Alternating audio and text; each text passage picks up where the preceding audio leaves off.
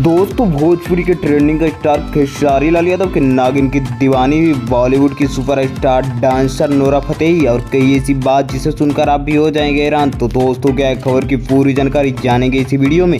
इससे पहले अगर आप हमारे चैनल पर नए हैं तो वीडियो को लाइक शेयर करके चैनल को सब्सक्राइब जरूर कर दीजिएगा। दोस्तों चलते हैं खबर की ओर। तो दोस्तों मैं आपको बता दूं कि भोजपुरी के ट्रेंडिंग स्टार खेसारी लाल यादव अभी तो फिल्मों में बवाल तो मचा ही रहे हैं, लेकिन इसके साथ साथ एल्बम में भी काफ़ी ज़्यादा बवाल मचा रहे हैं। उनकी 2022 की एल्बम हिट की जाए तो बात की जाए तो बहुत सारे ऐसे एल्बम है जो कि काफ़ी ज़्यादा हिट दिए हैं, जैसे कि तबला वगैरह ये सब जितने भी सॉन्ग थे काफ़ी ज़्यादा हिट थे। उसी तरह से 2023 का नागिन एक सॉन्ग आया सारेगम भोजपुरी से, जो कि काफ़ी ज़्यादा यूट्यूब पे तबाही मचा रहा है। 2 दिन में ही नंबर 1 ट्रेंडिंग पे चला गया है दोस्तों।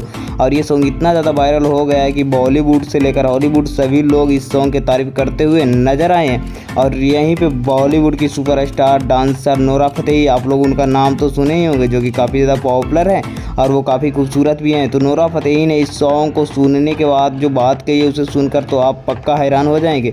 नोरा फतेही ने इस सॉन्ग को सुनने के बाद कहा कि ये नेक्स्ट जो सॉन्ग आने वाला है उसमें खेसारी जी के साथ में मैं काम करूँगी और इनके सॉन्ग में मैं डांस करूँगी।